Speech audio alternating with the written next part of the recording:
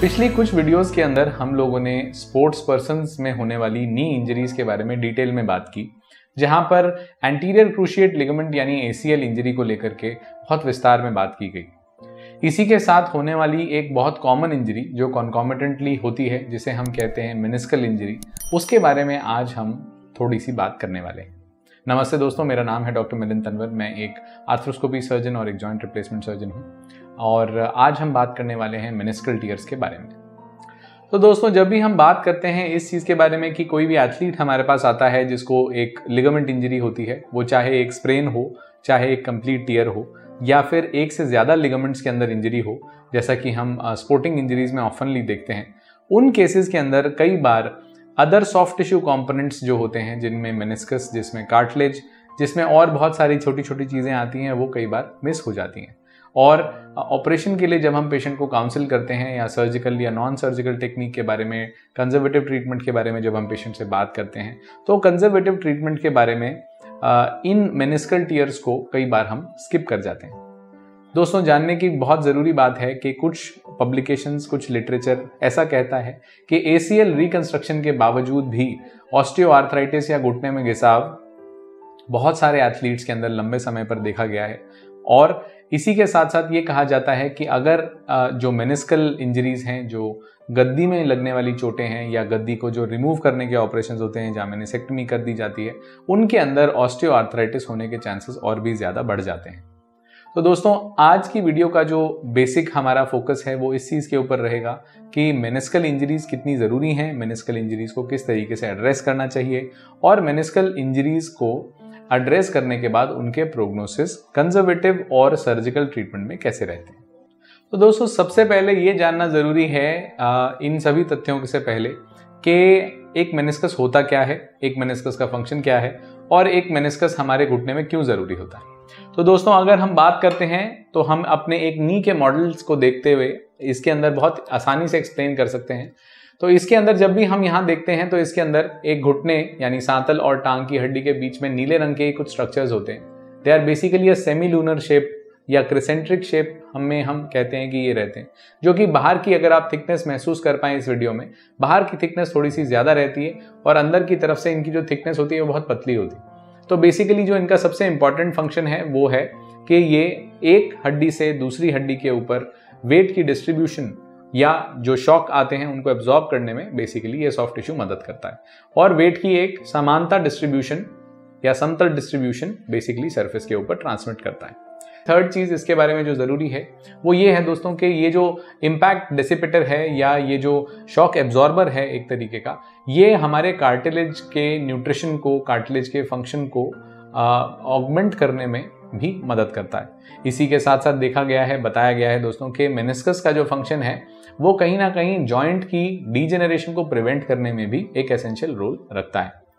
अगर इस मेनिस्कस के अंदर कभी भी कोई इंजरी हो जाती है, यूजुअली जो कि एक ट्विस्टिंग इंजरी के साथ इन्वॉल्व होती है, जैसे कि हम देख पा रहे हैं, अगर सांतल और टांग की हड्डी आपस में घूम जाती हैं, जहां पर एक लेग हमारा फिक्स्ड रहता है, फुट फिक्स्ड रहता है, और उसके ऊपर हमारा बॉडी वेट घूम जाता है, जैसे कि सांतल की हड्डी इसमें चर्न करती हुई महसूस कर पा रहे हैं हम।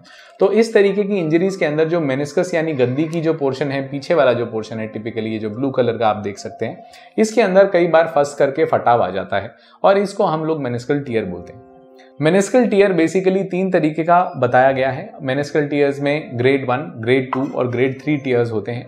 ग्रेड 1 और ग्रेड 2 जो टीयर्स बताए गए हैं मेनिस्कस में, वो यूजुअली स्प्रेन यानी सूजन की तरीके से आते हैं और वो सरफेस तक नहीं जाते।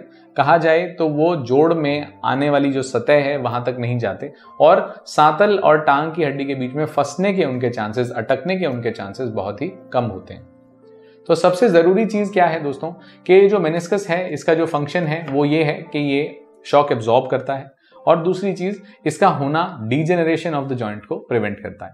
बहुत सारे सर्जन्स जो छोटे मेनिस्कल टीयर्स होते थे, जो छोटे मेनिस्कल टीयर्स एग्जिस्ट करते थे, उनको शेव ऑफ करके मेनिस्कस को बैलेंस कर देते थे, और इसी वजह से कई बार कॉन्टैक्ट फोर्सेस जो जॉइंट में रहती थी, वो कॉन्टैक्ट फोर्सेस प्रोपोर्शनेटली उस एरिया में इंक्रीज हो जाती हैं, और बोन पे स्ट्रेस आने की वजह से, कार्टिलेज पे स्ट्रेस आने की वजह से कार्टिलेज में अर्ली डीजेनरेशन स्टार्ट हो जाती है। इसको बेसिकली हम लोग बोलते हैं जॉइंट रिएक्शन फोर्स।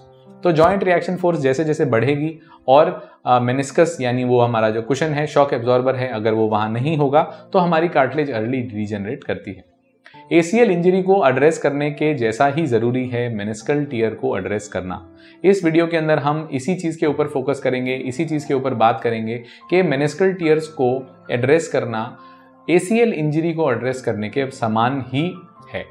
मोटी मोटी बात कही जाए तो मेनिस्कल टियर को अगर हम छोड़ देते हैं अपनी जगह पर, कई बार वो मेनिस्कल टियर्स हील हो जाते हैं स्टेबिलिटी आने के बाद। कुछ टियर्स ऐसे स्टेबल टियर्स होते हैं जो कि जोड़ में नहीं फंसते, नहीं आते, उनको हम छोड़ भी सकते हैं। उनको हम लोग ना तो शेव करते हैं, ना तो उनमें मेनिसेक्टमी की जाती है, ना उन मेनिस्कस को रिपेयर किया जाता है। जहां पर भी टियर अनस्टेबल रहते हैं जो जोड़ के अंदर खींच करके लाए जा सकते हैं, जैसा कि हम एक डायग्नोस्टिक आर्थ्रोस्कोपी यानी दूरबीन की सर्जरी में डायग्नोसिस बना करके देखते हैं इनिशियली, उसके अंदर हम लोग देख पाते हैं कि अगर मेनिस्कस खींच करके गद्दी जो है वो सांतल और टांग की हड्डी के बीच में फंस रही है तो वो एक अनस्टेबल टियर कहलाता है। सभी यंग एंड एल्डरली पेशेंट्स में जितना भी हम कोशिश कर सकें हमें मेनिस्कल प्रिजर्विंग सर्जरीज करनी चाहिए, अनलेस कि वो एक बहुत अनस्टेबल टियर है या उसका जो टिश्यू क्वालिटी है वो बहुत पुअर हो, या वो एक बहुत ही पुराना क्रॉनिक टियर है जो कि डीजेनरेटिव कंपोनेंट के साथ एग्जिस्ट कर रहा है। डीजेनरेटिव का मतलब है दोस्तों जहां पर भी घुटना घिस गया है, जहां कार्टिलेज घिस गई है, जहां सांतल और टांग के हड्डी के बीच की जगह कम हो गई है, गैप कम हो गया है और वहां मेनिस्कस टियर अगर हमें मिल जाता है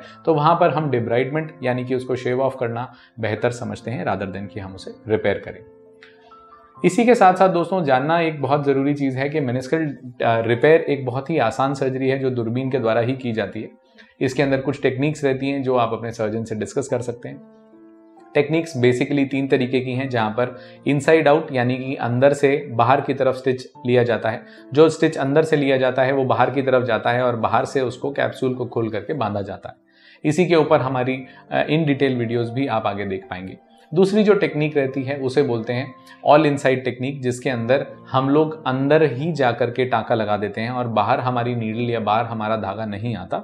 इसके अंदर सेल्फ लोडेड नॉट्स होती हैं जो कि पीक सब्सटेंस जो होता है, एक पॉलीइथाइलिन जो छोटा सा एक कंपोनेंट होता है जो नॉन एब्जॉर्बेबल कंपोनेंट है, वो एक नॉन एब्जॉर्बेबल धागे के साथ बेसिकली एक सेल्फ लोडेड स्टिच के साथ उसमें मेनिस्कस में उसे रिपेयर करने में मदद करता है। एक तीसरी टेक्निक दोस्तों जो आई है वो ये different reasons of meniscal tear के हिसाब से डिस्ट्रीब्यूटेड होती है।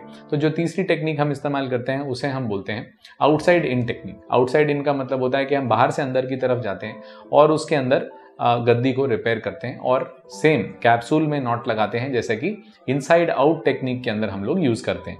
तो ये 3 टेक्निक्स रहती हैं दोस्तों। इन तीनों टेक्निक्स को हम डिटेल में एक वीडियो बना करके आपको डेफिनेटली शेयर करेंगे।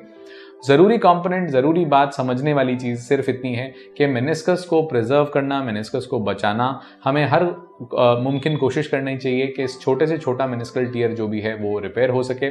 और हमें कभी भी मेनिस्कल सैक्रिफाइस चूज नहीं करना चाहिए अनलेस कि उसको बचाने का कोई फायदा ना हो। मेनिस्कल रिपेयर बेसिकली इस बायोलॉजिकल टेंडेंसी पे रिलाई करता है कि हम उस एरिया को फ्रेशन करते हैं और फ्रेशन करने के बाद उसके अंदर टाँके लगाए जाते हैं। वो मेनिस्कल टियर्स बेसिकली आपस में स्टिच लगाने के बाद हील हो जाते हैं, चिपक जाते हैं।